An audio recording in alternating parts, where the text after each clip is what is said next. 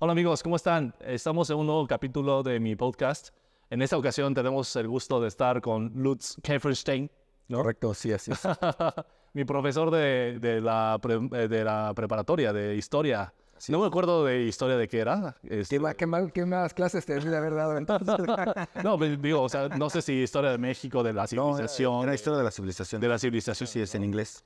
Me acuerdo muy bien que estuvo, bueno, eras un personaje, ¿no? En la escuela, en la preparatoria, un profesor que tenía una chispa muy peculiar, muy diferente al resto de los profesores que estaban en una escuela de ese tipo, ¿no? Para bien, para mal, ¿no? O sea, hay gente que me ama, hay gente que me odia, pero bueno. Sí, y tenías también tu peinado era otro. Recuerdo perfectamente que tenías una colita. Ah, sí, tenía el cabello. Y entonces yo decía, no, pues parece chino de la dinastía Ming, ¿no? Sí, tenía el cabello largo en aquel entonces, pues lo tenía inclusive casi hasta la cintura, ¿no? Si te acuerdas. Sí, o sea, la trenza, la tenías así como la trencita, ¿no? Por ahí si tienes una ilustración de una foto, Te las mando. Exacto, lo podemos poner aquí para que conozca a Lutz de hace 20 años. Esa trenza para que no se me viera, que ya se me veían las ideas por atrás, o sea, ya se me estaba empezando a caer el cabello y ya después cuando vi que no había más remedio, pues ya mejor. Exacto, entonces, de hecho, también una cosa que nos había sido muy curioso es que como una persona que había estudiado Derecho nos daba la materia de historia. También era como algo curioso. Te voy a contar. Por favor. Tuvo eso es una muy buena anécdota que no mucha gente sabe, ¿no? Ajá. Yo vivía en Alemania y decidí regresar a México porque sentí que habían momentos de cambio aquí en México, ¿no? Por fin había caído el PRI después de casi 90 años de régimen, ¿no? Entonces, entrando a datos duros desde el principio. Es el momento, ¿no? Es el momento de ayudar así a que México se revolucione, ¿no? O sea, evolucione más que nada, que cambie así todo. Quiero aportar, ¿no? Y yo sí de verdad pensaba que México sí ha cambiado, obviamente. Claro. Sí es un México muy diferente, ¿no? Claro. Algunas cosas para bien, otras para no tan bien y otras cosas claramente para mal, ¿no? Pero bueno, pues así como que no es exclusivo de México, así es el mundo, ¿no? Pero entonces regresé. Eso estoy hablando del 2001, ¿no? Y entonces yo sabía que me quería dedicar a la academia. Siempre me ha gustado leer, siempre me ha gustado estudiar y siempre he tenido facilidad de palabra y facilidad de entender cosas y después... O sea, ¿después de cuántos años en el extranjero? Estuve, pues, varios años. Estuve casi 3 años y medio, ¿no? Estudiando por allá. Ok. Y la maestría en filosofía jurídica, que aquí estudié Derecho y luego me fui allá a estudiar la maestría en filosofía jurídica. Bueno, ahorita nos compartes qué es filosofía jurídica. Sí. Pero regresé y como ya sabía que me quería dedicar a la academia, pues llevé mi currículum a todas las universidades, ¿no? O sea, a todas. A la UNAM, al TEC, que fue donde nos conocimos, al ITAM, a la Ibero, a la Anáhuac, a la de las Américas, a todas partes, porque yo lo que quería era dar clases, ¿no? ¿De qué materia? O sea, ¿ya sabías qué materia ibas a dar? Pues yo suponía que iba a dar algo relacionado con el derecho, ¿no? Particularmente, Claro. pues yo me ofrecía para dar la materia de filosofía jurídica, que era la maestría que acababa de hacer, ¿no? Ajá. En aquellos tiempos no se usaba para nada que la gente estudiara en el extranjero. Hoy en día es muy común, pero en aquellos tiempos era algo así muy novedoso. Y tampoco se usaba que las personas estudiaran posgrados, ¿no? Entonces, llegar con una maestría en el extranjero, pues claramente sí me dio tablas y claramente sí me abrió las puertas, porque de inmediato me ofrecieron trabajo de tiempo completo en el TEC de Monterrey. Claro. Pero la historia fue así. Ajá. Yo llegué, me presenté, me llegó el tip que había una plaza en el TEC de Monterrey, pero en la prepa. Yo quería dar clase en licenciatura, ¿no? Sí, claro. Pero pues en la prepa. Entonces ahí voy. Que él me entrevistó y que después se convirtió. Y para los del primer semestre. Sí, yo no sabía, ¿no? Yo nada más fui y dije, no, pues a mí me dijeron que estaban buscando un profesor que supiera hablar inglés. Ajá. Y porque era para el programa bicultural. Ajá. Entonces, que sepa hablar inglés, que pueda dar clases. Ah, sí, perfecto, ¿no? Entonces me preguntó la persona que después se iba a convertir en mi jefa, ¿no? Me preguntó, ¿sí sabes hablar inglés? Sí, perfectamente. ¿Y puedes dar historia? Y yo, sabía historia. Oh, manches, o sea, imagínate la educación, ¿no? De México. Bueno. Sí, no, pues claro que sí, ¿no? Ok. Sí, por supuesto, ¿no? O sea, porque yo lo que quería dar clases. Sí. Y además, porque también siempre he sabido que pues uno lee, uno prepara las clases, no tienes que saberlo todo, ¿no? Es que recuerdo que tus clases eran muy freestyle. Eran completamente diferentes a las de los demás. Sí, sí, sí. Inclusive los exámenes eran muy diferentes. Completamente diferentes. Porque a mí lo que me interesa es enseñar a la gente a que piense, ¿no? Sí, a que pueda razonar, analizar. Que adquieran la mayor parte de cultura que yo les puedo ofrecer, pero que esa cultura no se les quede únicamente como datos inertes que les permitan blofear, sino que les sirvan como mecanismos de análisis de los procesos sociales, ¿no? Claro. Y de su propia vida. Entonces, esa era mi intención con los exámenes. Era a mí no me sirve de nada que me digas los nombres. Si te acuerdas, yo nunca les decía nombres, ¿no? Claro. Nunca les decía tal persona, ¿no? Y que Carlos que Carlos el otro, y que Luis XVI, y que, o sea, yo no les daba nombres. Yo les decía, el rey de Francia, ¿no? El rey de Prusia, el emperador de Prusia, ¿no? Y uno que otro que era muy importante, como Carlomagno o cosas por el estilo, pues sí se los daba, ¿no? Porque esos sí son de cultura general.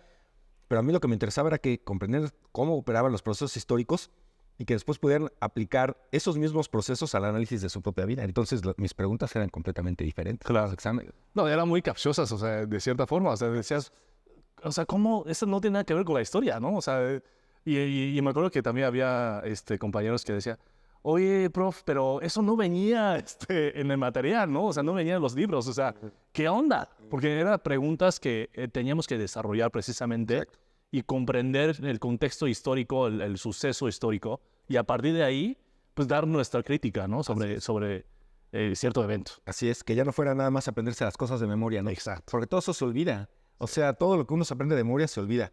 Pero hasta la fecha sigo encontrándome con decenas de alumnos de aquella época y se acuerdan de las preguntas de mi examen, ¿no? Y me dicen, nunca se me va a olvidar esta pregunta que nos hiciste, ¿no? Y nunca se me va a olvidar cómo responderla. Y yo los observo y los veo y observo lo que hacen hoy en día y me parece que sí les sirvió el que desde muy jóvenes les dijera, piensa, analiza, argumenta, ¿no? Cosa que, por ejemplo, me parece que ya no ocurre hoy en día. Sí, o sea, es increíblemente que, o sea, nosotros, la forma en que nos decía que teníamos que aprender, o sea, para mí fue un impacto muy grande. O sea, mi primaria lo cursé en China. Después en la secundaria, pues medio que masticaba o no el español, entonces me costó mucho trabajo y inclusive en los primeros semestres de la prepa todavía llevaba mi diccionario. ¿No? O sea, de español, chino, español. Entonces, para mí sí fue una transformación totalmente diferente de encontrar, o sea, otra cultura que para mí fue un choque, ¿no? O sea, dentro de mí hoy en día sigue habiendo esa o sea, como el encuentro que no se puede embonar perfectamente, entonces tengo como dos vidas. Claro. ¿No? Y esas dos vidas forman una tercera vida, que es como el estado híbrido entre los dos. Te entiendo. Y entonces la forma en que tenía que aprender y más contigo, entonces es como, ¿cómo? Pues, ¿de dónde puedo encontrar la respuesta? ¿No? O sea, en China es memorízate hasta las comas y puntos. ¿No? Los párrafos. O sea, párrafo 1, 2, 3. O sea, literal, tú eras una máquina que memorizabas, o sea, como si fuera un USB. Allá. ¿No? Y entonces ayer los exámenes es escribir exactamente ciertos párrafos de un libro, de un capítulo de un libro. Qué barbaridad. Si lo puedes replicar, o sea, si lo puedes escribir, o sea, perfectamente, significa que eres un buen alumno. Ya, no, imagínate. Entonces, o sea, el sistema educativo es mucho más rígido. Y aquí es rígido, ¿eh? O sea que allá, bueno, wow. Aquí, o sea, de hecho, mi mamá decía, qué bueno que viniste a México. Porque en China no ibas a ser nadie. Bueno, eso... Pero yo era muy malo. Bueno, no, yo la verdad... Para este sistema educativo en China. Pero aquí pues estudié en la mejor escuela, en la mejor universidad privada de México, ¿no? Sí. Y no me costó tanto trabajo, tanto que en la carrera después de 2 años me aburrió el plan de estudios. Y realmente mi historia es que como ya me aburrí, y aparte estaba en mi incubadora de empresas del TEC, y también fue como un fracaso rotundo. Pero cómo no, claramente no fue un fracaso rotundo. Mira, ve nada más el emporio que estás formando. Y gracias a esas caídas, esos tropiezos y esas, digamos, equivocaciones, es que me hizo aprender y comprender qué es lo que tenía que hacer o en qué me equivoqué para no repetirlo. Claro. Que eso es importante porque hay muchas personas que se equivocan, pero no aprenden de sus errores. Y es algo de la naturaleza humana. Si recuerdas en las clases yo les decía, mira, no importa que te equivoques en el examen, no importa que te equivoques cuando participas. Uno viene a la escuela a equivocarse. Claro. Porque aquí los errores no tienen tantas repercusiones. Allá afuera tienen más repercusiones los errores. En la vida real tienen más repercusiones. Aunque de todas maneras uno siempre pueda reparar la vida y uno siempre pueda reconstruir las cosas, etcétera, pero se generan mayores problemas en la vida real que en la escuela, ¿no? Uno va a la escuela y uno hace los exámenes para equivocarse, porque cuando uno se equivoca es cuando uno aprende. Así es. Si uno... Bueno, ese es en el mejor de los casos. Sí, ¿no? Bueno, sí, claro. Pero si sacas solamente 10, nunca vas a saber si fue solo accidental que estuvieras dándole al maestro lo que el maestro quería. Y lo más probable es que después se te olvide. Pero cuando no te va tan bien al momento de desarrollar ideas, pero tienes entusiasmo y no te dejas doblar, ¿no? Cuando no tienes tantos complejos, entonces, mira, ya vi que esto no funciona, no lo voy a repetir, ¿no? Entonces, y hay cosas para las que uno aprende más rápidamente, otras cosas para las que uno no aprende tan rápidamente, ¿no? Todos, ¿no?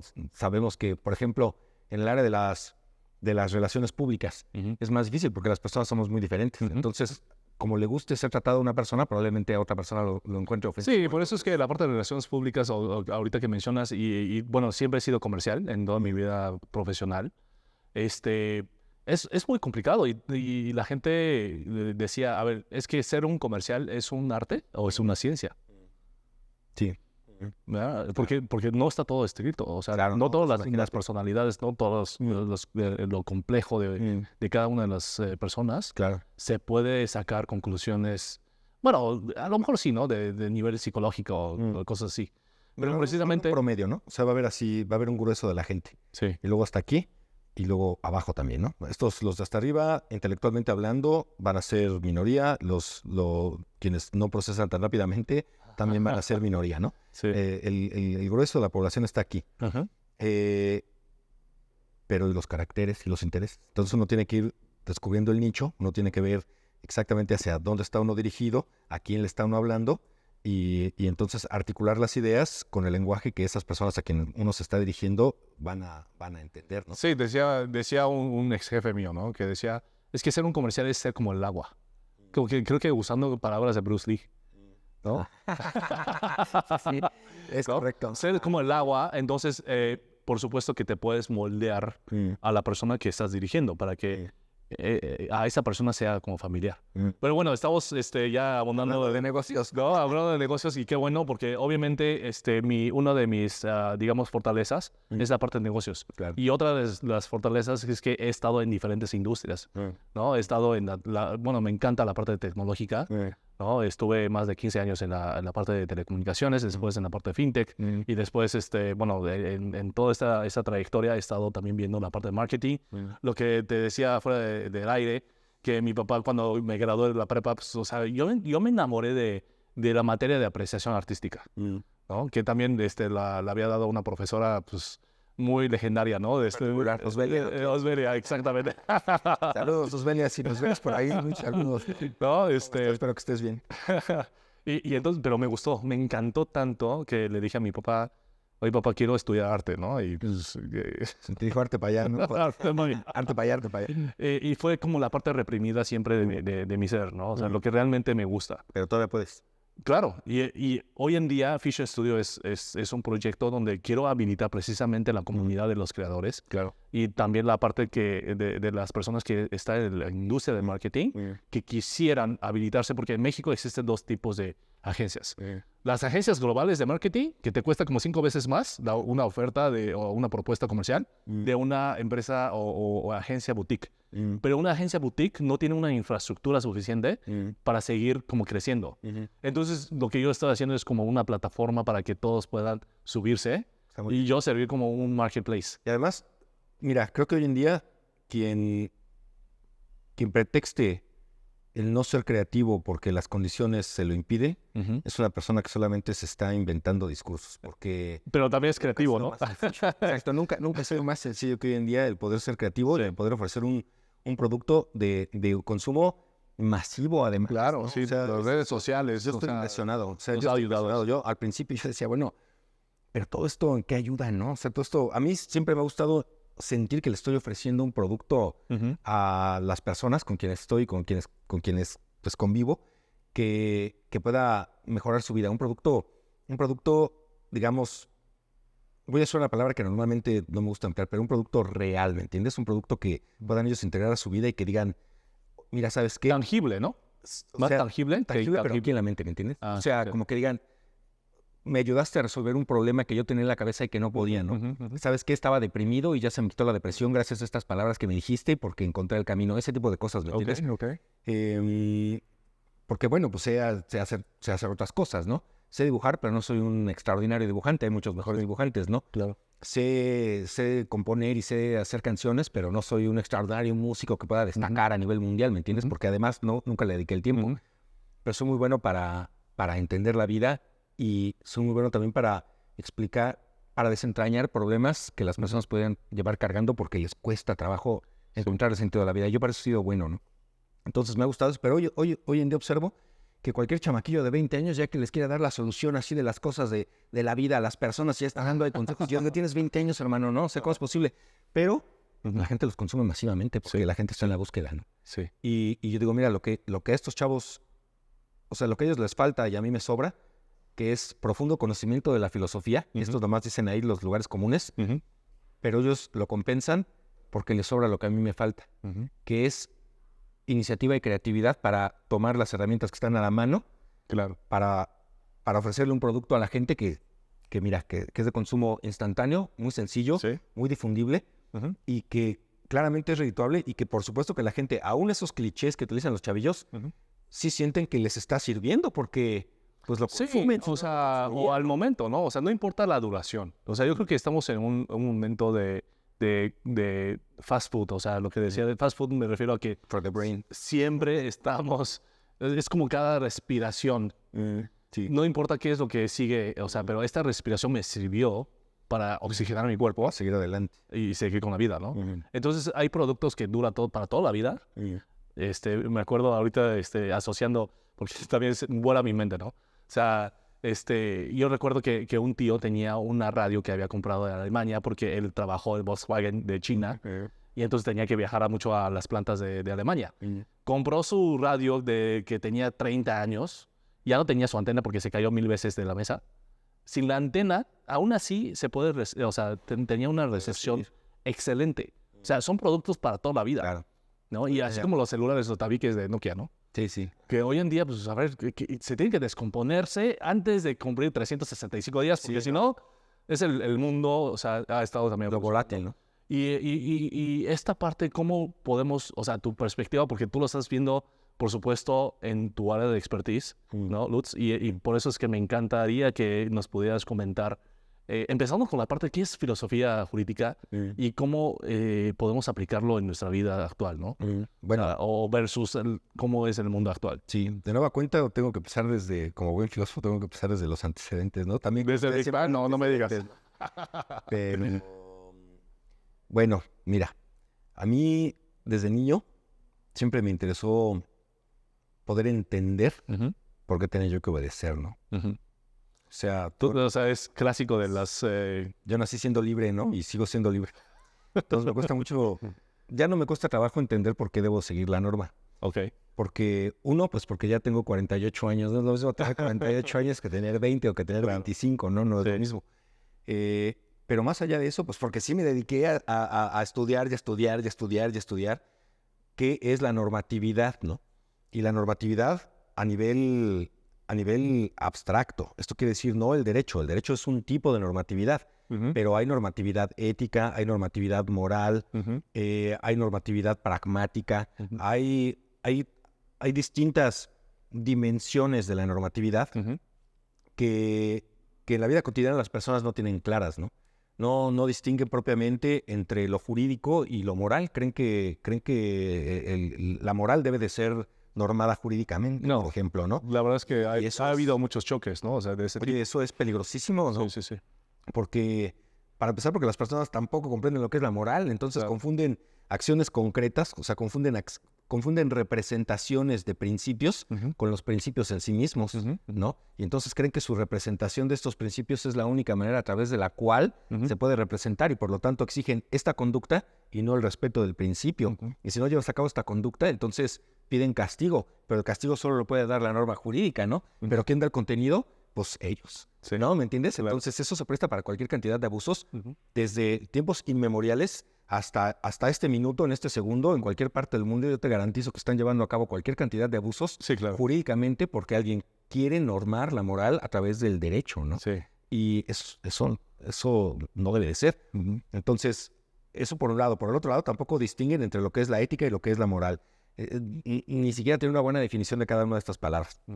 Entonces, yo ahorita te hablo con esta seguridad y aquí en mi mente con mucha claridad y con mucha distinción entre ellas, pues porque me dediqué a leer del tema y a estudiarlo desde el año 2000 hasta, no sé, probablemente 2020, ¿no?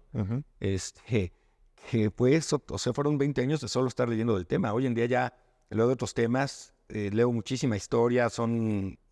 Ahora sí ya eres, ya puedes decir que eres experto en la historia. Exacto. Bueno, ahora sí sé algún poquito, ¿no? De historia del rock, sé un poco más, ¿no? Y de historia de Estados Unidos, que también siempre me ha gustado, por los procesos sociales precisamente, ¿no? Y bueno, historia antigua, sí me gusta la historia, la neta. O sea, yo descubrí mi amor por la historia allá en el TEC.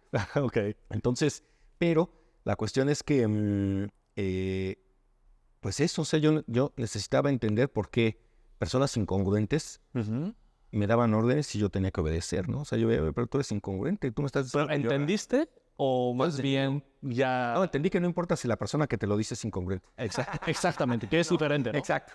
O sea, entendí que hay normas que sí son congruentes, hay normas que sí tienen sentido, pero que uno las sigue no porque te lo esté diciendo la persona, ¿no? Sea congruente o sea incongruente. Uno las sigue porque es lo correcto, ¿me entiendes? Uno sigue esas normas porque es lo debido. Uno debe de actuar moralmente, ¿no?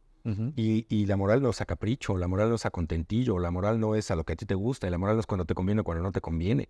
La moral es universal, es imperecedera y es eterna. Y yo sé que muchas personas cuando me escuchen van a decir, no, es que cómo puede estar diciendo esas cosas, porque no entienden lo que la moral es. La moral tiene que ver exclusivamente con estructuras lógicas de normatividad, de distinción entre una realidad que desagrada y un modelo de deseabilidad que el sujeto encuentra como universalizable, ¿no?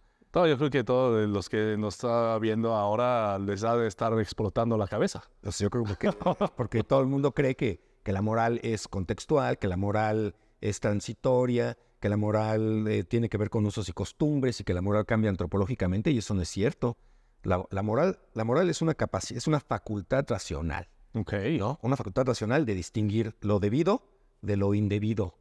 Eso, así de sencillo, ¿no? Y eso no importa, o sea, de tu entorno, de donde creciste, de tu familia. No hay una sola cultura en el mundo que considere moral mentir. O sea, en China yo te garantizo que nunca, jamás en China ha habido en ningún pueblo de China alguien que diga, debes mentir. Mira, mijo, debes mentir. Y así se lo vamos a enseñar a toda la población. No existe. Voy a decir una barbaridad, ¿eh? Pero, o sea, por ejemplo, mi primita había nacido de México. Y de hecho nos hizo volar la cabeza cuando nos decía una vez, o sea, no a mí directamente, sino a mis papás y a sus papás, mis tíos. Decía, no, es que en la escuela, o sea, cuando ella estaba en la primaria, aquí en México, decía, en la escuela, la maestra, la Miss, nos dijo que nunca deberíamos decir no.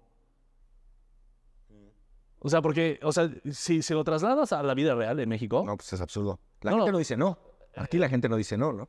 Ajá, exacto, pero forma parte de la cultura. Entonces, claro, si vas a en la calle y preguntas la calle, o sea, no sé, X dirección, aunque la persona no sepa, dice, sí, claro, te vas aquí, el segundo semáforo te giras a la derecha y cuando veas algo, ¿no? Ahí es... ¿Y a poco esto es moral? Pues no lo sé. No, pues eso no es moral, eso es inmoral. Pero entonces, ¿por qué lo enseña?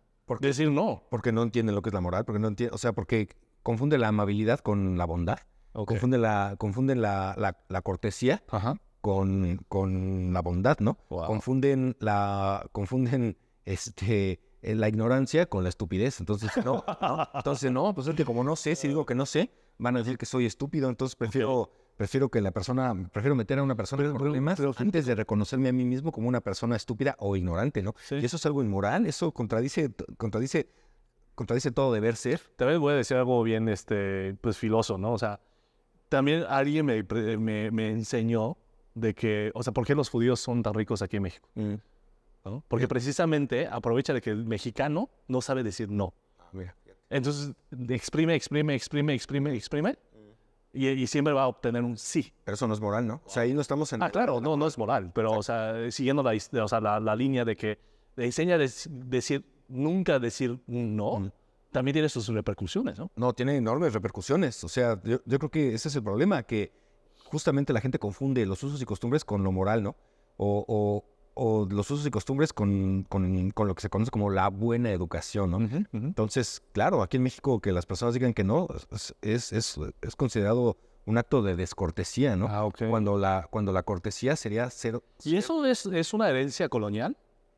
Eso es lo que dicen, pero mira, tenemos 500 años. O sea, basta de echar la culpa a los españoles, basta de echar la culpa a los europeos.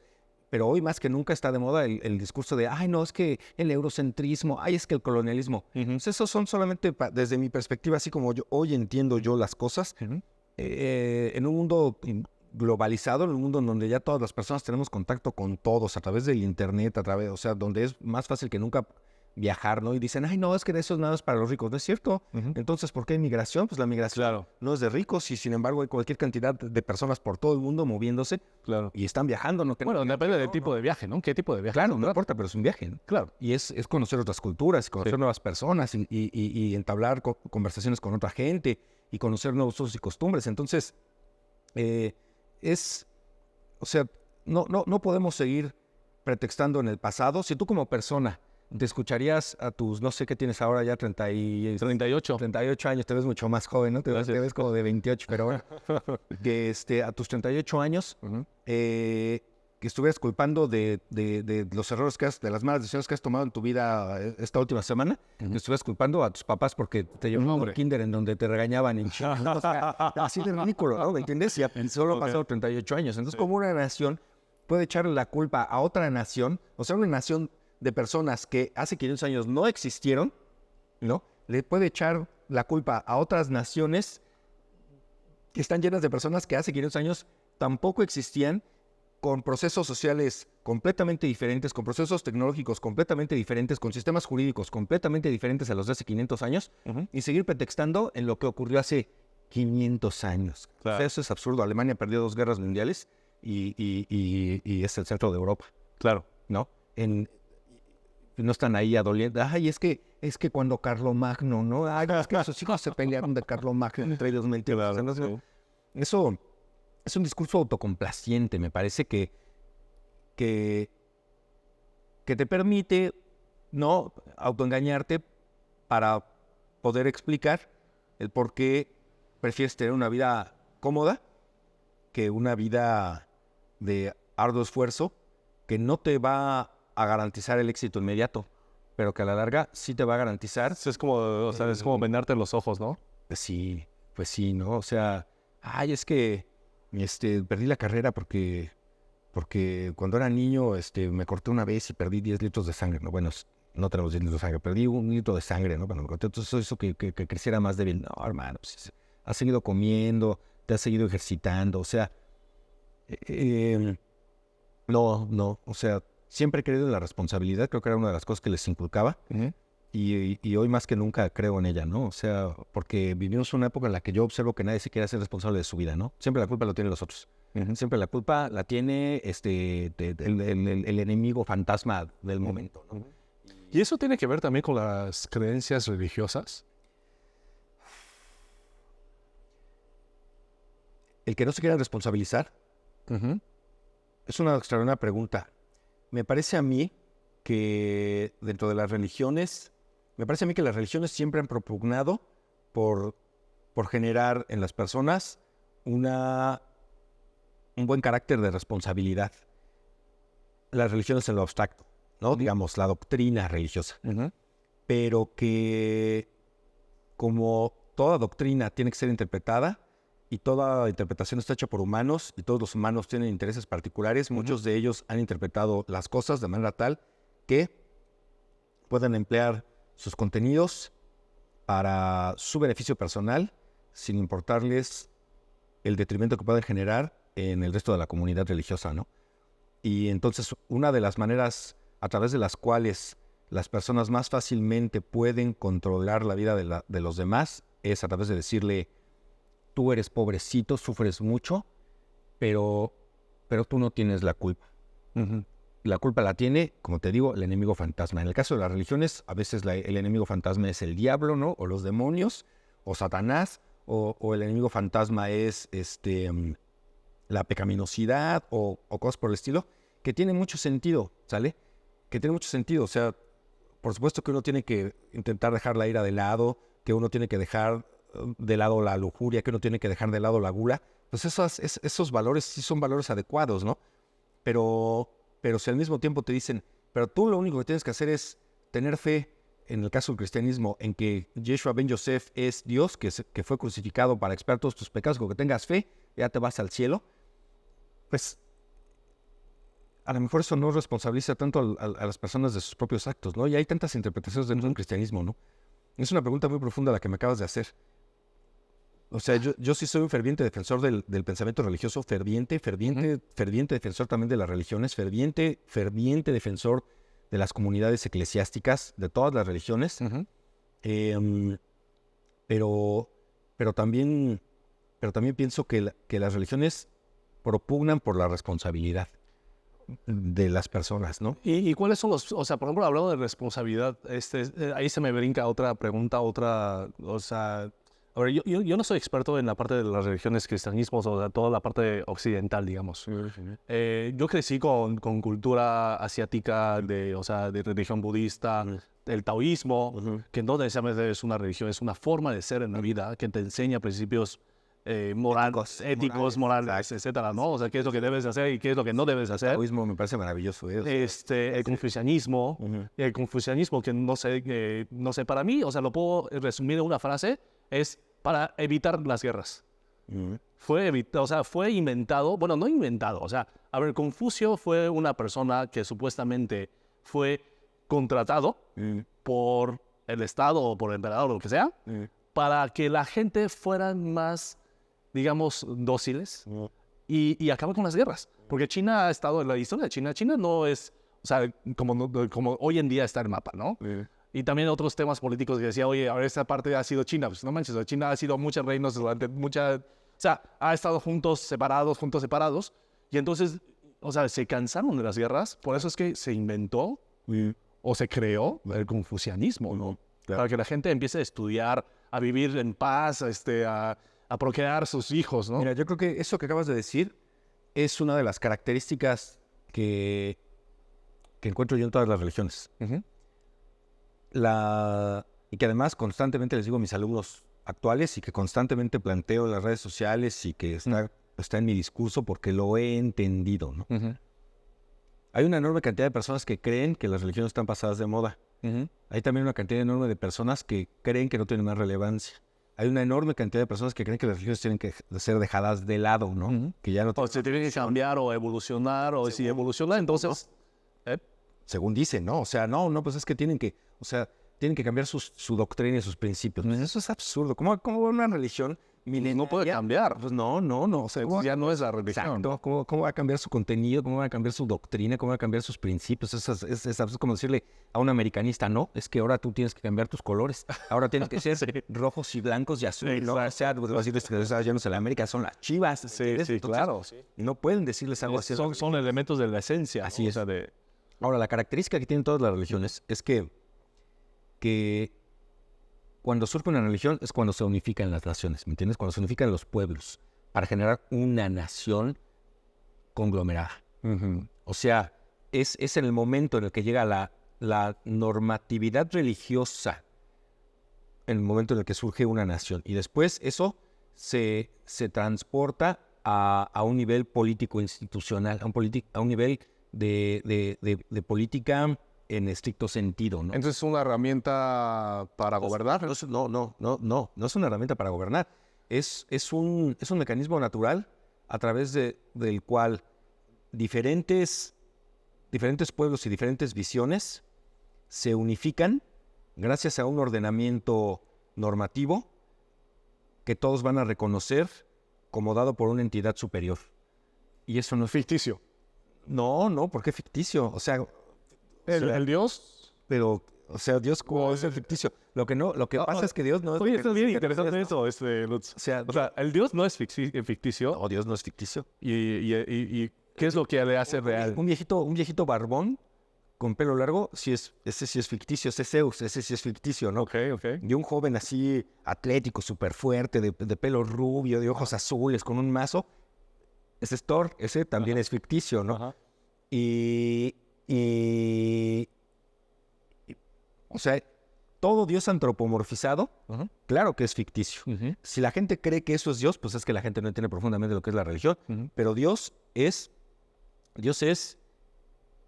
Mira, yo creo que los judíos lo entendieron muy bien e inclusive lo expresaron así tal cual, ¿no? Uh-huh. Dios es el ser. Eso. Dios es la existencia, ¿no? O sea, cuando Moisés está hablando con la zarza, ¿no? Que arde en medio del desierto espontáneamente y le dice, Moisés, ven para acá, ¿no? Oye, pues soy... Y entonces pronuncia, ¿no? Un nombre que no se puede pronunciar porque no sabe cómo se pronuncia, ¿no? Pero que es Yod, es Yod, Bef, Haf, Bef, ¿no? Así se escribe, o sea, Yod, Haf, Bef, Haf, Yod, Haf, Bef, Haf, exacto. O sea, lo que aquí en México dicen Jehová, ¿no? O Yahvé, algunos le dicen, pero pues, en realidad es Yod, Haf, Bef, Haf, ¿no? Ok. Sí. Entonces, pero eso es un verbo. Eso es un verbo. O sea, es como si me dijeras, oye, ¿tú cómo te llamas? Y yo te dijera, soy. Exacto. Es el ser.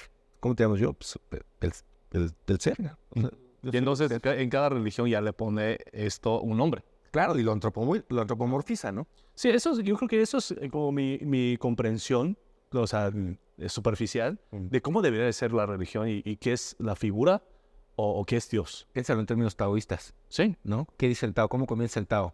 No, pues desde nada. O sea, lo primero que dice es el verdadero Tao no se puede explicar. Uh-huh. Lo que se puede explicar no es el verdadero Tao, Uh-huh. ¿no? Todo lo que se diga con palabras humanas, eso no es el Tao, Uh-huh. ¿no? Entonces, ¿por qué? Pues porque el Tao desborda, o sea, es el ser, o sea, es...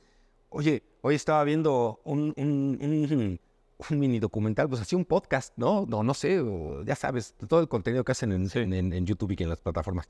Y estaban hablando de cómo se están replanteando los físicos la teoría del Big Bang, ¿no? A partir de todos los descubrimientos que está haciendo. ¿Ya hay otra teoría? Web, ¿no? Hay un montón de otras teorías, ¿no? Y todas son plausibles. Sí. Y entonces, pues es que es vastísimo, es infinito el universo, ¿no? O sea, es vastísimo, vastísimo, vastísimo, vastísimo. Bueno, pues todo eso es Dios. O sea, decir... No, Dios no existe es como decir no existe el universo. Pues, ¿cómo va a existir Dios? Lo que pasa es que la gente no lo... O sea, está queriendo ver a Thor. Pues, está queriendo ver a Thor bajar del cielo, ¿no? Bueno, el día que Thor baje del cielo, eso se le llama extraterrestre. Y le invitamos a Jaime Maussan, ¿no? Y le hablamos a Jaime Maussan, ya bajó un extraterrestre. O sea, ¿cómo va a ser eso Dios? Dios está muchísimo más allá de eso. O sea, es la divinidad, ¿sabes? Es la divinidad. O sea, el universo es algo divino. La existencia es algo divino. Porque podría no haber nada allá. Entonces, ¿qué es lo divino? Aquello que no necesita de nada más que decir para existir. Y eso es algo que los humanos es así brutal. Ahora, el asunto es que dentro de todas las posibles especies que existen en el universo, que yo no tengo la menor duda de que está allí repleto de vida el universo, claro, repleto de vida, ¿no? Pero aquí en este planeta, así como nos fuimos, como la vida se fue transformando, como esta vida divina se fue transformando poco a poco, terminó en este momento, o sea, en este momento histórico de este planeta, pues hay una especie que aquí en su cerebro, porque así opera biológicamente, dice, ay, esto no me gusta, ¿cómo lo podré cambiar? ¿No? Ya sé, lo voy a cambiar hasta... Y esa capacidad de distinguir, ¿no? Esa facultad de distinguir, cuando el resultado, cuando la propuesta de transformación es una en la que por nuestra propia racionalidad humana consideramos que es deseable por todos, esa la vamos a volver norma, esa, ¿no? Y entonces, ¿de dónde proviene esa capacidad de normar? sino de la misma divinidad expresándose en forma humana. Es el momento en el que nos encontramos. Es el momento en el que nos encontramos. Nada más eso va a cambiar posteriormente, claro que va a cambiar, ¿no? Cuando deje de haber humanos, habrá otra especie, ¿no? ¿Y cómo operará esa especie? Pues ni siquiera nos lo podemos imaginar. No, claro que no nos lo podemos imaginar. Entonces, pero piénsalo así. ¿Cuáles son dentro del Dios, o sea, dentro de las narrativas tradicionales de todas las religiones? Si observas todos los dioses, aunque estén antropomorfizados y que esos sí sean ficticios, no importa, porque están jugando, están narrando poéticamente lo que las antiguas culturas tan inteligentes, tan magníficas, tan profundas, tan filosóficas lograron entender, pero que decían, ¿cómo se lo explico a todos? Claro. ¿Cómo se lo explico para que me puedan entender? Sí, o sea, para eso es como las peras y manzanas, ¿no? O sea, ponerle nombre, la figura, vamos a ponerle el martillo. Eso, vamos a ponerle un nombre, vamos a inventar nombres, ¿no? Sí. Entonces, para que se pueda ser entendido para todos, ¿no? Para toda la gente, o sea, no importando su nivel intelectual o educación, lo que sea. Te hacen narraciones, te hacen cuentos, te cuentan cuentos, ¿no? Sí. Pero esos cuentos tienen un enorme contenido filosófico, un profundo contenido filosófico, antropológico, arqueológico, histórico. Te dicen, pues Yahvé, ¿no? O sea, como se pronuncie, ¿no? Creó a Adán de barro, ¿no?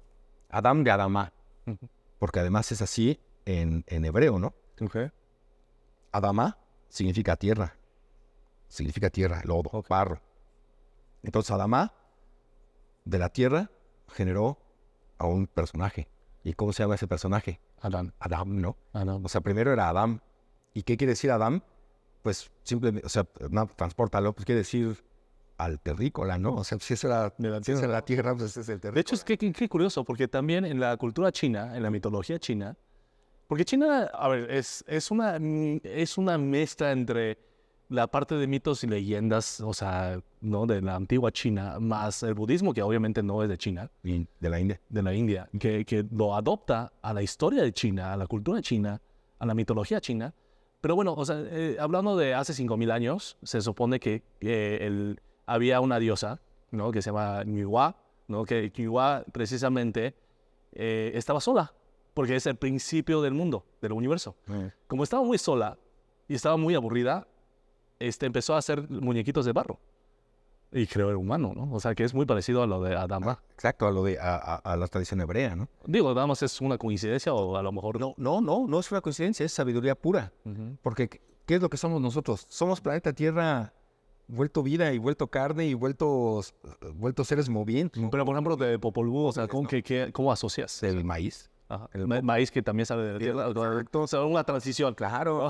De tierra a maíz a por supuesto. No hay nada en este planeta que no sea planeta Tierra vuelto objeto. Okay. O sea, claro, sí, todo sale del planeta. Claro. O sea, el planeta está vivo, ese planeta está vivo, es vida en sí mismo. El universo es vida en sí mismo, ¿no? Entonces ya nada más se transforma dependiendo de cuáles sean las condiciones que tiene allá a la mano. Oye, sí, o sea, no hay como ninguna historia que diga, no, pues es que viene de afuera, del cielo. Vienen los dioses vienen del cielo. Los dioses vienen del cielo y los humanos de la tierra. Así es, ¿no? Así es, ¿no? O sea, todos los animales aquí vienen de la tierra y los dioses vienen del cielo. Sí. Lo cual es también interesante porque, ya sabes, ¿no? ¿Y cuántos cielos hay en las diferentes religiones? Pues, ¿se habla de los diferentes niveles de cielo? En la tradición judeocristiana, no. O sea, bueno, en la tradición judeocristiana, en la tradición judía ni siquiera hay cielo, ¿no? En la tradición judía no hay un paraíso a que te vas a ir cuando mueras, si eres bueno, nada. O sea, eso es un pensamiento completamente ajeno a los judíos. En el cristianismo sí lo hay porque el cristianismo ya viene impregnado, ya viene muy mezclado de tradiciones con las que los judíos no tuvieron absolutamente nada que ver, ¿no? O sea, el cristianismo ya se va a mezclar y además se va a difundir y va a absorber cualquier cantidad de mitología griega, ¿no? Entonces, el Hades, el infierno, ¿no? Que se va a convertir para los cristianos en el infierno, y los campos elíseos que para los cristianos se van a convertir en el paraíso, ¿no? Entonces... Pero nada más hay un paraíso. O sea, digamos, una capa. Bueno, es que también depende de la interpretación, porque pues está el paraíso que va a ser terrenal para algunos, para los que sí pasen el filtro, ¿no? Después del juicio final, después del apocalipsis, Pero para los meros buenos y para los meros santos, te digo, dependiendo de la interpretación cristiana, Sí. Está el cielo. Ok. Y al cielo solamente Es que, por ejemplo, en la mitología china, o sea, existen 9 cielos. Cada nivel de cielo es el nivel o sea, qué tan poderoso es el dios, ¿no? Ok. Es que, o sea, en China es como monoteísta, no, como politeísta, ¿no? ¿Cómo se dice? Sí, politeísta de muchos dioses. O sea, inclusive, bueno, voy a... Un paréntesis, ¿no? Para hacer como más ameno esto, porque un descanso para la mente. Está súper ameno. No, o sea, decía... O sea, en China hay tantos dioses o sea, había un dios para cada cosa, o hay un dios para cada cosa, que hay un dios de dinero, ¿no? Sí, seguro. Entonces, a lo mejor el dios de dinero no es tan superior o supremo que el dios de la lluvia, y la lluvia no tiene que ver con el, Claro. ¿no? O sea, del dios celestial, así, que está en el 9º cielo. O sea, sí hay de Dios en Dios, o sea, también hay de Dios en Dios. Como en el hinduismo también, ¿no? O sea, las religiones orientales, fíjate qué curioso, ¿no? Las religiones orientales tienden hacia el politeísmo o hacia una profunda concepción en donde Dios está más allá de lo explicable, como el taoísmo, ¿no? En donde, o sea, ni siquiera se puede explicar. Ahora, pero tú me podrás explicar eso mejor, tú me podrás decir eso mejor, a ver si estoy en lo correcto, ¿no? A mí me parece que la función de los dioses a lo largo de toda la historia de la humanidad han sido dos funciones. Ok. La primera es la función creativa. Crean ex nihil, ¿no? O sea, crean pum, ¿no? Crean planetas, crean el universo, crean al hombre, crean a la mujer, crean los animales, crean los ríos, los mares, los cielos, las estrellas, crean todo el universo. No importa si es politeísta o si es monoteísta. Y la segunda función es dictar normas. Normar. O sea, decirle al humano, debes hacer esto, ¿no? Sí, o sea, bueno, más que normal es como pues, evitar conflictos, ¿no? Pero ¿cómo los evitas? A través de decirle a la gente... Claro, normando, sí. Exacto. O sea... Bueno, yo lo estoy viendo de una forma más amable, ¿no? Pero haz esto o no hagas esto, ¿no? Sí. Y, o sea, esas son las únicas dos funciones que tienen los dioses. Y de allí, al menos son las primeras dos. Ya de allí, dependiendo de la tradición religiosa, ya vendrá el premiar o castigar por haber obedecido o desobedecido la norma, ¿no? Ya sale en otro costal, pero se deriva de la misma norma. Y los científicos, o sea, digamos, las ciencias exactas, ¿no? Las ciencias fundamentales, física, matemáticas, ¿no? Y todas digamos, los inventos tecnológicos, los avances. O sea, esas personas obviamente no tuvieron como mucho que ver o influencia de la religión, ¿o sí? Dentro del mundo de la ciencia hay controversia a ese respecto, ¿no? Pero también creo que lo tienen muy claro y uno no puede mezclar la metodología científica y la interpretación que uno va a hacer de los resultados de esa metodología científica al momento de presentarlos a la comunidad. Voy a repetir la palabra, científica, con la vida religiosa personal, ¿no? Sí, porque si no, es darte de una cachetada, ¿no? O sea... Y además es violentar lo que son los principios de la ciencia. O sea, la ciencia es lo que podamos ver todos. Exacto. Lo que podamos el proceso todos. Científico, Exacto. ¿no? Desde la observación. Exacto. Así es. Entonces, lo que podamos observar todos, como lo podamos interpretar todos. No obstante, los científicos ya llegaron a un punto en el que no pueden observarlo todo, ¿no? Y sin embargo siguen generando teorías de plausibilidad. Si voy a hablar se llama Neil Grayson, me parece que se llama. Es un divulgador de la ciencia que estudió con Carl Sagan, ¿no? Y que pues ahorita está poniendo de moda, ¿no? O sea, algo así, Grayson o Ray Tyson, algo así, no me acuerdo con exactitud. El nombre no importa. Y exacto, como te decía, ¿no? Siempre cuando te decían las clases, no importa. Y importa lo que dicen, importa lo que hacen, ¿no? Claro. A mí en lo particular, la verdad es que para mí su postura deja mucho que desear. O sea, para mí ese señor entiende poco, entenderá mucho de matemática, entenderá mucho de física, pero entiende muy poco de procesos humanos, entiende muy poco. Entonces sí está muy separado. Está muy separado porque él particularmente se conduce muy al estilo de Carl Sagan y muy al estilo de otros científicos también, sobre todo de divulgación. Se conduce partiendo de dos errores fundamentales. Uno, que las personas son estúpidas. Y como las personas son estúpidas, entonces se inventan dioses, ¿no? Entonces, y por lo tanto, las religiones son el resultado de personas ignorantes que querían dar respuestas universales a pesar de la imposibilidad en la que se encontraban por su contexto histórico y su propia incapacidad intelectual, ¿no? Y que por lo tanto todas las personas que creen en la religión, pues o son borregas o no pueden entender lo que ellos sí entienden. Eso es algo fatal, claro. Eso para mi gusto solamente demuestra la gran ignorancia que tienen en este segmento de que es el resultado de nuestras propias facultades intelectuales humanas. Y además no se dan cuenta que están diciendo lo mismo a pesar de que lo están diciendo con otro lenguaje. Cuando a mí me vienen con la teoría del Big Bang y me dicen, es que en el principio era la singularidad, y la singularidad explotó, ¿por qué? No sabemos, ¿no? Pero explotó y de ahí se generan todos los planetas.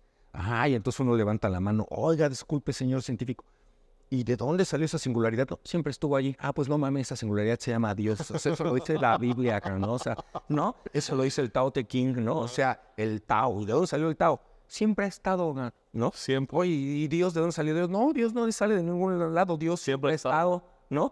Entonces es exactamente lo mismo, ¿no? Exacto. Lo que ocurre es que no entiende la profundidad explicativa de concepción de las cosas de quienes escribieron los libros religiosos. Están entendiendo lo mismo que ellos como científicos. Sí. Lo mismo, y te explican el mismo proceso de generación universal, pero te lo cuentan como un cuento. Sí. Ahora que lo mencionas, Lutz, o sea, me cayó el 20 de antes la religión y la ciencia sí era uno mismo. O sea, en la antigüedad de la historia humana, o sea, por lo menos en la China que conozco. Claro. O sea, todo lo explica con la naturaleza. Claro. Los cielos, están viendo las estrellas. Claro. Están viendo el sol. O sea, toda la mitología tiene que ver con la ciencia. Ciencia tiene que ver con la mitología. Mitología tiene que ver con dioses. Tiene que ver con religión. Tiene que ver con la vida. Tiene que ver con la forma de ser. Así es. ¿No? De cómo interactuamos los seres humanos, el equilibrio, el balance de la vida con la naturaleza, con el medio, con el planeta Tierra. Mira, ¿qué te dice? Dice el primer axioma de la ciencia. La energía no se crea ni se destruye, solo se transforma, ¿no? Siempre ha estado. Siempre ha estado, y si siempre ha estado, pues eso es Dios, hermano, ¿no? O sea, ¿no? Lo que estás esperando ver un señor viejito barbón, pues eso, ¿cómo? O sea, los científicos entienden menos de Dios de lo que entendían las personas que escribieron esos maravillosos libros tan llenos de sabiduría que han permanecido vigentes durante muchísimo más tiempo y teniendo más significación para la vida particular de la inmensa mayoría de la población, porque las personas sí creemos en Dios. Y entonces eso es una sabiduría colectiva. Claro. De la humanidad. Así es. Y no de, pues, o sea, alguien especial. Exacto. ¿No? O sea, no se le ocurrió a alguien, ya sé, ¿no? Sí. O sea, a mí cómo me da risa cuando los que se creen ateos dicen, no, es que la religión es un mecanismo de dominación que inventó alguien, así como si ya de repente hubiera dicho alguien, no tengo nada que hacer, pero cómo me los quiero chingar, ya sé, voy a inventar una religión, no voy a inventar un Dios. No, hermano, así no fue, ¿no? O sea, ¿cómo crees y que fue va a ser una así? acumulación de sabiduría. ¿Quieres dominar a la gente? Creo que ya tengo que bajar ahora sí. ¿Quieres dominar a la gente? Pues agarras una espada, ¿no? Así era como los dominaban, pues, o sea, ¿no? O sea, y así es como los siguen dominando. ¿Quieres dominar gente? Agarras metralletas, ¿no? Les echas unas bombas, es lo que siguen haciendo. ¿Para qué tendrían que inventarse o sea, ¿para qué tendrían que escribir un libro como la Biblia que habrán sido, imagínate, ahorita si es un librote así, ¿no? Con letritas chiquititas, ¿no? Así que tienes que poner LEDs para leerlo. Imagínate de qué tamaño fue la Biblia original. Eran tomos. Eran rollos así, rollos y rollos y rollos, porque pues los hacían los escribas. Y ahorita ¿no? ya lo tienes así, ¿no? Miniatura, ¿no? O sea, ahorita ya está aquí el celular, ¿no? Exacto. Pero cuando tienes una Biblia, tienes un libro de este grosor, ¿no? Una Biblia impresa. Y la letra está chiquitita. Bueno, ¿eso cómo se le va a ocurrir a una persona? No, o sea, Sí. la Biblia como tal empieza a ser escrita, las tradiciones bíblicas, ¿no? O sea, las tradiciones, las narraciones, que después va a compendiar eso que le llamamos Biblia hoy, la Biblia cristiana, se empiezan a escribir en la época del Imperio Mesopotamo. Estamos hablando de unos 7,000, 8,000 años antes de Cristo, y terminan de escribirse en el 100, 150 después de Cristo. O sea, estamos hablando de un libro que es de la Biblia cristiana, ¿no? Que, o sea, se tardaron 8,000 años en escribir. ¿Cómo? No, y ¿Cómo cuántas escribe una generaciones, persona, no? cuántas generaciones, ¿no? No. O sea, han pasado, de Yeshua para acá, solamente han pasado 2,000. Y ese libro compendia las narrativas de esa región de más de 8,000 años. ¿Cómo puede alguien pensar que eso fue un mecanismo espontáneo? O sea, tienen muy buen concepto al intelecto de ese mítico personaje que escribió la Biblia, ¿no? O sea, y todo para dominar el mundo. O sea, dicen puras tonterías, cabrón. Pero Noel, tomando en cuenta que pues, es una literatura, ¿no? Toda una, no sé cómo decirlo, la Biblia que abarca tanta sabiduría humana, tanta información, pues ¿hacia dónde va, no? Va a que la gente adquiera un sentido de vida y va a que las personas aprendamos cómo comportarnos de una manera moral. O sea, Pero entonces hace 7,000 años antes de Cristo hasta, no sé, no tanto, 2,000 años, o sea, 5,000 años. Obviamente la persona que empezó a escribir no es... comunidades, Fueron, ajá, pero también sufrieron transformaciones. por supuesto. Y por eso la Biblia tiene tantas contradicciones, ¿no? Por eso dicen, no, es que la Biblia se contradice. Si fuera la palabra de Dios, entonces no se Entonces puede ser la interpretación y la percepción de de las personas sabias de cada época sobre es sobre la comprensión de ellos mismos de la humanidad. Claro, por supuesto. Sí, ¿no? Eso es lo que es la Biblia. Eso es lo que es, y en eso está su enorme riqueza, pues, ¿no? Sí, sí. Entonces es como si fuera un diario de la humanidad. Eso. Sí es un libro de historia. Sí es un libro de historia, ¿no? Bueno, un libro de historia, pero también, obviamente, con peras y manzanas sería un diario. Es como un diario, o sea, creo que lo dijiste muy bien. De sabiduría. Sí, un diario de comunidades, ¿no? Donde tenían sus personajes famosos y entonces escribían. También tenían muchas metáforas, ¿no? No todas las personas que salen en la Biblia eran personas. Muchas personas que salen en la Biblia eran personajes que representaban, que ejemplificaban situaciones o que representaban pueblos enteros, ¿no? Pero uno tiene que saber esas claves. Uno no puede leer la Biblia sin conocer las claves interpretativas que solamente te puede ofrecer la historia. Oye, y esta parte de Luz ya está en ChatGPT o no? Exacto. Yo no sé, yo espero que... O sea, toda la información ya está digitalizado, o sea, las tomas. O sea, la Biblia está completamente digitalizada. Está completamente. Sí, completamente. Hay hasta varias versiones, están varias traducciones y todo. O sea, sin duda, ¿no? Pero hay diferentes versiones, digamos. Hay muchas versiones de la Biblia. Pero entonces ahí estamos cayendo en en diferentes interpretaciones. Así es. Entonces, o sea, no hay una versión original. Sí hay una versión original, pero esa versión original está en hebreo, ¿no? Porque la Biblia, pues, fue escrita. O sea, bueno, que está al alcance de ahora, o sea, para todos los que vivimos en nuestra era, ¿no? Aquí en la calle de Bolívar, hay una librería que se llama Jerusalén, y ahí vas y ahí encuentras la versión en hebreo. Sí, pero pues no lo podemos ver. No está al alcance de todos. Claro, hay que aprender a hablar hebreo, ¿no? Yo ahorita estoy aprendiendo a hablar hebreo, estoy aprendiendo a leer en hebreo, justamente porque mi interés es leer el texto original ¿Y qué tal? para entender mucho más. Es interesantísimo, ¿no? O sea, a mí me está encantando, o sea, me está fascinando. Estoy tomando este diplomado en línea. En realidad, no sé si ni siquiera sea un diplomado, o sea, porque son muchos años de estudio, pero a través de la Universidad Hebrea de Jerusalén, ¿no? En línea. Entonces ya hoy en día se puede todo, ¿no? Las clases nos las dan en español. Y ahí nos van enseñando. Apenas llevo 9 clases, tampoco se crea que estoy así ya en el avanzado, ¿no? Llevo 9 clases, pero me interesa, ¿ves? Y solo en esas 9 clases, pues yo ya sé cómo se lee el hebreo. O sea, yo ahorita ya te puedo decir, o sea, no leerlo como en español con la velocidad, obviamente, porque para eso se requiere mucha práctica, pero sí ya puedo leer como un niño de 6 años cuando le ponen el libro y así, bla, bla, bla, lo voy leyendo. Una pregunta capciosa. Sí. ¿La cábala es una religión? No, la cábala es un modo de interpretación de los textos bíblicos. O sea, es una... ¿Y es hebreo? O sea, ¿el origen es...? Sí, la cábala es judía. Es judía. Así es. Ya después, pues como todo, La asimilación cultural hace que se internacionalice y de repente pues ya cada quien ahí le mete de su cuchara, ¿no? Claro. Lo que ha pasado con el budismo, que tenemos el centro budista mexicano sí, son puros mexicanos en el centro budista, ¿no? O vas al templo Hare Krishna y pues no hay un solo hindú, ¿no? O vas a pues no sé, o sea, vas a una academia de artes marciales y... Otra pregunta random. O sea, ahorita que regresé de Ámsterdam, estuve en el museo, ¿no? Del Reich. En la Sodoma y Gomorra moderna. y fue una refrescada porque para mí, no sé por qué, pero siempre la religión, digamos, occidental, para mí es algo que siempre, entre comillas, critico. O sea, critico de que quiero encontrar, o sea, el sentido. Vaya, porque no entiendo bien, ¿no? Obviamente después de esta plática, yo creo que ya no hace falta. Pero, sin embargo, ¿cómo lo plasma en la pintura, en las obras de arte? O sea, porque todas las pinturas y obras de arte de aquel entonces, y durante muchas etapas diferentes de la historia de la humanidad y de la fecha, es alrededor de la religión. Claro.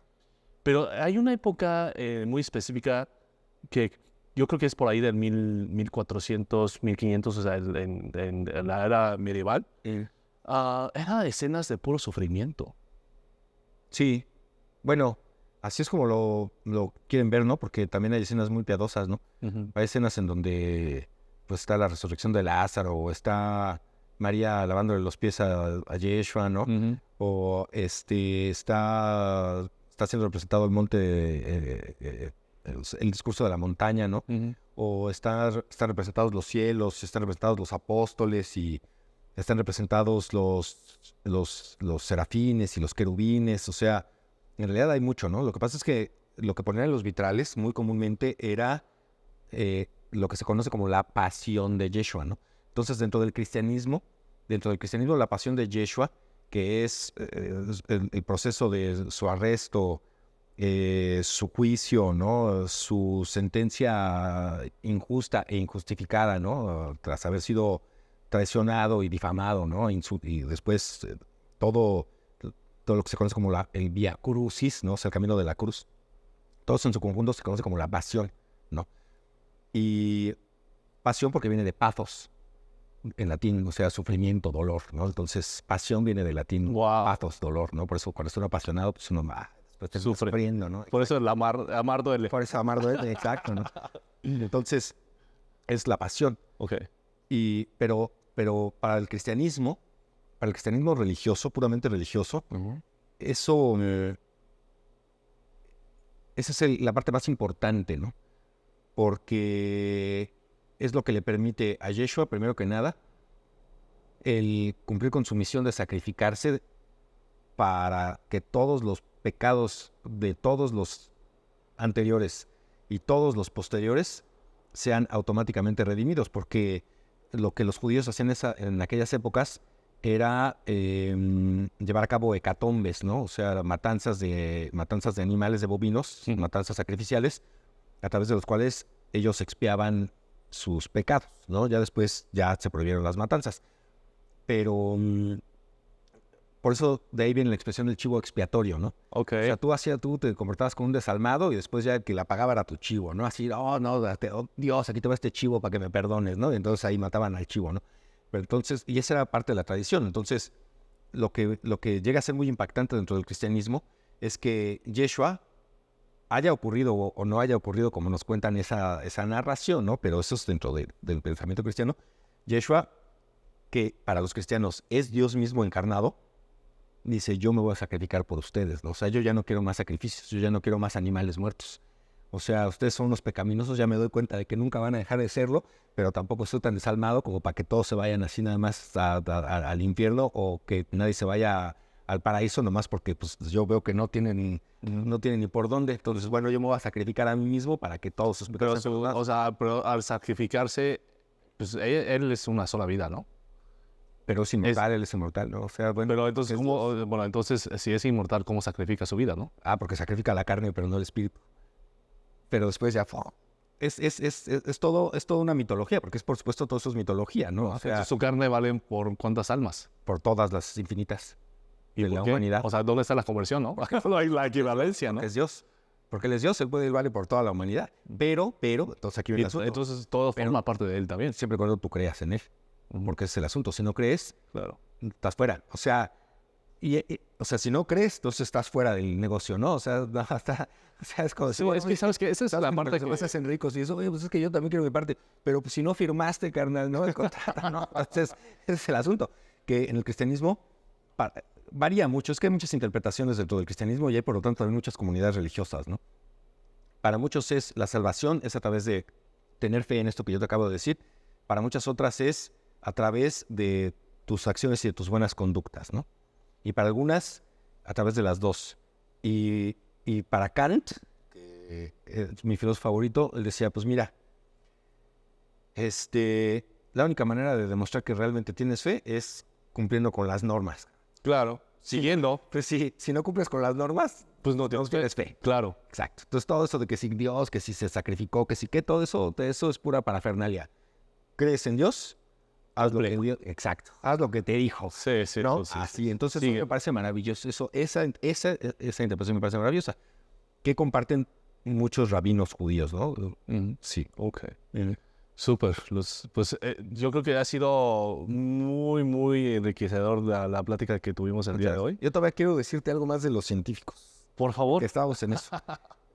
Ya vimos que los científicos que están así en la física matemática, muchos sí creen, ¿no? Porque alcanzan a ver este paralelismo, ¿no? De lo que te dije. Pero ahora pensemos en los biólogos, ¿no? Dentro de los biólogos, evidentemente, también hay un error. Es más, hoy en día, las personas que son más creyentes y que forman más parte de comunidades religiosas apelan más a la biología, o sea, las personas más tradicionales apelan más al conocimiento biológico para defenderlo que los movimientos autodenominados progresistas que están en contra de la religión, ¿no? Y que En palabras más masticables, Luz. En palabras más masticables significa que la sociedad ha dado una vuelta y que antes los movimientos progresistas, o sea, que buscaban que la humanidad mejorara, eran las que más propugnaban por un pensamiento científico. Pero hoy en día esos movimientos progresistas descartan lo que nos dice la ciencia porque solamente quieren creer en sus propios dogmas, que además son una locura y que provienen de sus caprichos personales y que no tienen ni pies ni cabeza y que se contradicen a cada instante y que además nos quieren imponer, y ya los están imponiendo a través de la normatividad legal, porque negocian con los políticos y porque se infiltran en la política y porque transforman la normatividad para imponer sus propios caprichos personales que los beneficien como grupo. Y las personas que antes eran más conservadoras y que estaban muy peleadas con la ciencia porque pues no decía lo que ya entendieron de qué va la ciencia y dicen, oiga, pues es que es lo mismo que dice la Biblia en realidad y no están tan peleados. Entonces son los grupos más conservadores los que más salen a defender hoy en día la biología, los que más salen a defender hoy en día la física, los que más salen a defender las matemáticas. O sea, ha dado un giro, ¿sabes? Ha dado un giro al menos en el occidente. No sé qué esté ocurriendo por allá por Asia, ¿no? Pero por aquí. Ahora se me ocurre otra pregunta, ¿no? Hablando de los científicos, hablando de las normas, la religión y todo eso. ¿Qué sucede con... A ver, faltan los informáticos. O sea, ¿qué significan los informáticos? La inteligencia artificial. Que digo, a ver, los desarrolladores los que hacen codificaciones, o sea, el que maneja la parte de Big Data, la parte de Machine Learning, ¿no? Y que ahora está encontrando campos de aplicación de inteligencia artificial. Entonces, bueno, hemos visto muchas películas ¿no? de ciencia ficción, de cómo los robots nos van a conquistar el mundo y también hay otros campos como, por ejemplo, los coches autónomos. Ya existe, la tecnología ya existe, ya es posible. Pero precisamente la parte de la moral, de qué es lo que debe de hacer o qué es lo que no debe de hacer. O sea, si encuentra una situación la máquina, o sea, porque la regla lo pone el humano, ¿no?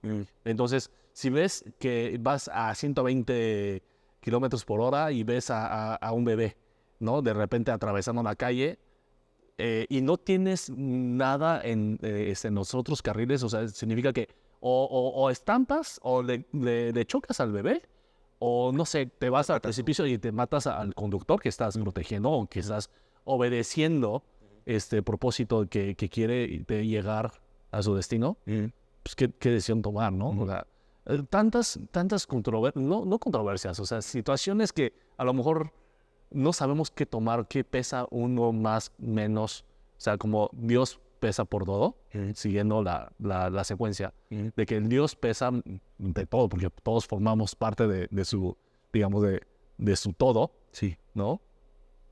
¿Qué pasa con la inteligencia artificial? ¿Quieres decir? O sea, llegará un momento en el que la inteligencia artificial regule toda la humanidad a partir de... No sabemos, o sea, a ver, eso es lo que siempre, o sea, en las películas dicen, ¿no? Lo que sale. Es lo que se dice, pero, o sea, desde tu análisis, ¿no? O sea, ¿tú qué piensas? O sea, Sí. tu opinión personal, ¿no? Yo creo que mucha gente va a quedar desempleada. Eso es lo que yo creo, ¿no? O sea, creo que lo más peligroso de la inteligencia artificial es la cantidad de desempleo que va a generar, ¿no? O sea, eso solo es... Y el desempleo no es solo desempleo, ¿no? Porque lo que se podría decir es, bueno, pues ya como las máquinas lo van a hacer todo, pues ya los humanos no nos podemos dedicar a gozar, ¿no? Sí, pues no es tan fácil porque a la gente no le gusta repartir por un lado, ¿no?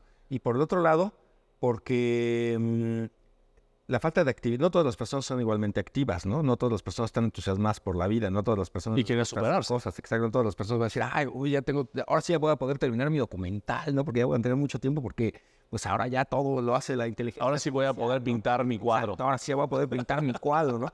Y no todas las personas dicen eso, o sea, porque no les interesa, ¿no? Porque no saben, porque no tienen habilidades, porque no tuvieron una educación propositiva.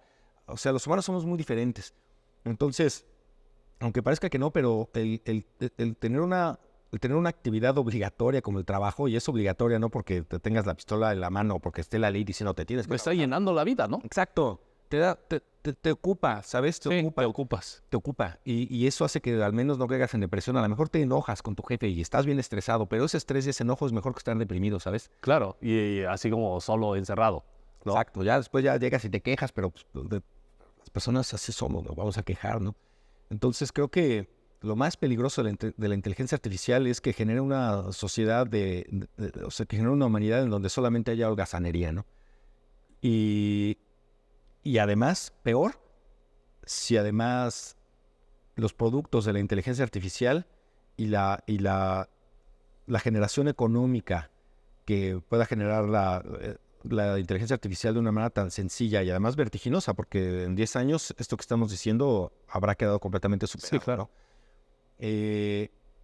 Toda esa generación, ese boom económico, no va a terminar reventando las sociedades, porque ese boom económico solamente lo van a tener algunos y una enorme cantidad de personas que no pueden acceder a procesos computacionales, etcétera, o a teléfonos que tengan un buen procesador y que sean muy rápidos y que nada más pues les sirvan ahí para comprar en Amazon, ¿no? Me han dado clics así de comprar. Exacto. Check out. Va a haber una mayor diferencia económica, ¿no? Que a las personas no les gusta repartir, no les gusta dar. O sea, consideramos, no, esto yo me lo gané porque se lo voy a dar a alguien, ¿no? Tiene cierto sentido, también es un poco deshumano, ¿no? Pero tiene cierto sentido, ¿no? Entonces, tengo mis dudas. Yo creo que sí se está gestando algo fuerte, muy fuerte para la humanidad, políticamente, bélicamente, tecnológicamente. Creo que sí estamos en un momento de crisis y cultural y moralmente en todos los aspectos. Así es, álgido. O sea, va subiendo, ¿no? Hasta que, pum, de repente va a estallar algo que no tenemos idea. ¿Qué es lo que va a ocurrir? Yo lo único que espero es que antes de eso, por favor, los Delfines de Miami ganen el Supertazón, por favor. Por favor. Ya para decir algo estúpido, ¿no? Para hacer un comentario tonto, pero de verdad no creo que el planeta se acabe, no creo que la humanidad se acabe sin que vean mis Delfines campeones, ¿no? Ok, súper. Así es. No, pues, yo creo que hoy no voy a dormir. Voy a estar pensando en todo lo que platicamos, porque de cierta forma he tenido como diferentes como puntos de información o bloques de lo que comentamos. Entonces, yo creo que voy a estar masticando mucho más este aspecto. Realmente yo creo que la parte espiritual o religiosa o lo que quiera llamarlo la gente, es algo importante. O sea, yo creo que es una parte fundamental de la vida humana o de nuestra humanidad. Claro. O sea, de nuestro desarrollo, de nuestro ejercicio, de experienciar en esta vida, ¿no? Porque no sabemos qué hubo antes y qué habrá después de nosotros. ¿Vale? Entonces, yo creo que es muy importante vivir conscientemente, ¿no? Y no rechazar lo que alguien más ya lo había masticado y por algo está ahí. Pues yo creo que es importante de tomar lo bueno y lo que se pueda masticar y lo que se pueda digerir por cada uno de nosotros. Claro. Porque yo creo que se vale que tengamos opiniones encontradas, pero yo creo que respeto con todas las demás culturas o diferentes, digamos, grupos, colectivos, ¿no? Colectividades de personas. De cierta forma todos estamos conectados. Estamos conectados, estamos conectados, o sea, sí, somos totalmente. frecuencias vibratorias, somos planeta Tierra vuelta a cárcel. Sí, aunque no nos damos cuenta, ¿no? O sea, lo que conscientemente, lo que llamamos la conciencia, ¿no? Conscientemente a lo mejor no sabemos si estamos conectados, ¿no? De hecho, estamos conectados, ¿no? Estamos conectados. O sea, no hay, pero en la menor duda que estamos. Entonces, esta parte yo creo que sí vale mucho la pena que pudiéramos, pues, entender un poquito mejor, aceptarlo. O sea, a lo mejor no es lo de fe, ¿no? O sea, no tener fe en todo. Todos tenemos fe. Todos tenemos fe, pero no en todo. Exacto. Tenemos fe en algo, ¿no? En algo. Todos tenemos fe en ¿no? algo. Entonces, a lo mejor tienes fe en algo, tienes preferencia en algunos aspectos, por eso todos somos diferentes y nos especializamos en lo que nos gusta.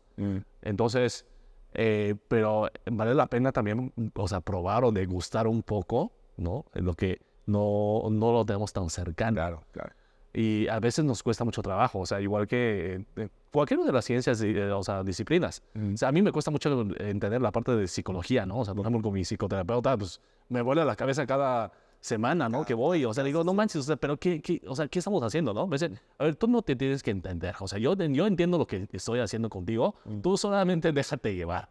Entonces, de cierta forma, yo le tengo fe a mi psicoterapeuta. Claro. Sí, entonces, yo creo que pues el propósito precisamente de mi iniciativa de podcast, pues realmente mi vida ha sido muy diferente, ¿no? Y yo creo que tengo un perfil un poco diferente a la mayoría de las personas que están en México. Claro. Y obviamente a los 1.300 millones de chinos que está en China.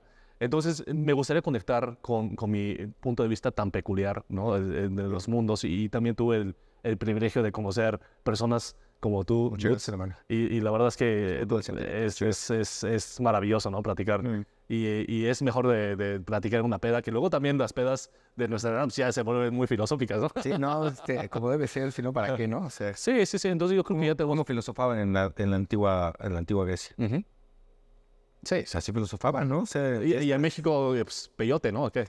Además, o sea, bueno, no sé si se tiene que censurar, pero... Pero sí, o sea, yo creo que sí es una forma de ver más allá, ¿no? De lo que, pues, de levantarnos, de irnos a trabajar, de saludar a nuestros compañeros, los amigos, de escribir a nuestros seres queridos. O sea, también es conocer a nosotros mismos. Sí. ¿No? Porque nosotros somos todo y todos somos nosotros. Así es. ¿No? Así, ya empecé a filosofar un poco. Para eso era, ¿no? Para eso era la conversación, para filosofar. Súper, pues muchísimas gracias. Gracias por la invitación y gracias por venir. ¿No?